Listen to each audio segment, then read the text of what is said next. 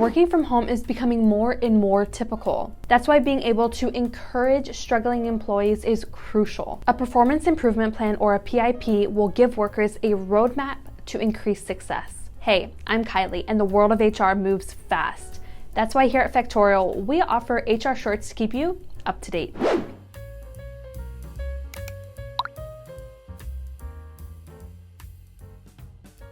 PIPs sound ideal when we put it like that, but they're still considered a bit controversial. They have a bad reputation amongst employees who see them as one step from a firing. How can we fix this negative view of performance improvement plans? They can be seen in a better light if managers take steps to communicate with employees in a way that resonates. If you're worried about how team members may react to PIPs, check out our free performance improvement plan template linked below so you can get started off on the right foot. Let's get into some details. When exactly should you implement a performance improvement plan? Well, really, they can be tailored to any problem. A PIP may focus on improving work quality, goal setting, or meeting growth numbers. When implemented well, an improvement plan may work wonders for struggling employees by guiding them on how to improve by following clear metrics. To be effective, PIPs should be implemented sincerely. Be prepared to communicate clearly, check in regularly, and support your team members. Are PIPs only for employees who are struggling in their roles?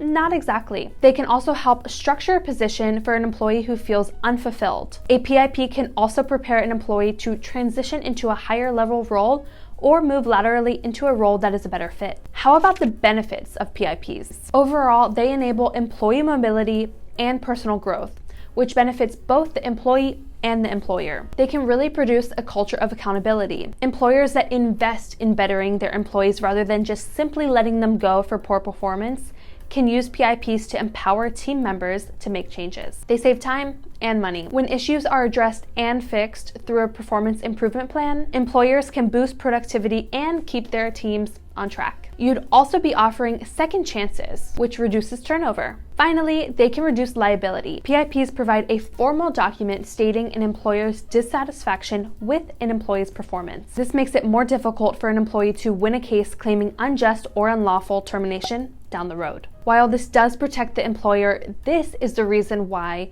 employees are uncomfortable when it comes to PIPs. So, what should you consider for an employee performance plan?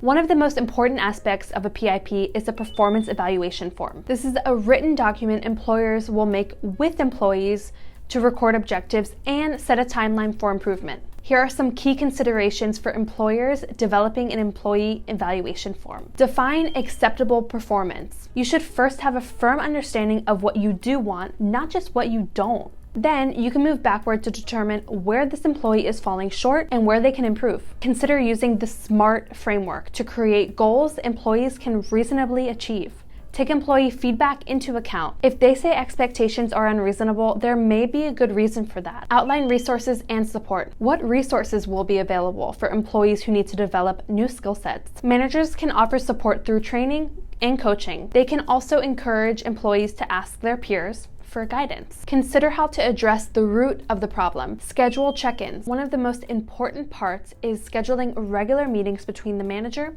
and the employee. A manager should use these meetings as an opportunity to make sure the employee is meeting incremental goals and developing according to the PIP. Employees will be able to voice doubts or difficulties. State the consequences. Really, there's no way around it. Although PIPs ideally help an employee to reach their potential, the possibility exists that they might not. An employee performance evaluation form should include the repercussions of not meeting expectations. With these considerations in mind, a manager will be able to draw up a clear and reasonable PIP. For further information, get more info on our performance improvement plan template in the description below. So, is a PIP a bad thing? Well, it doesn't have to be. Employers should never use a PIP as a superficial step before termination. Instead, employers should respect it as a legitimate opportunity for growth. If managers enter the conversation open to the perspective of their employees, and employees are open to change, both will be able to benefit from this process. Do you have any questions about PIPs or how to go about conducting one?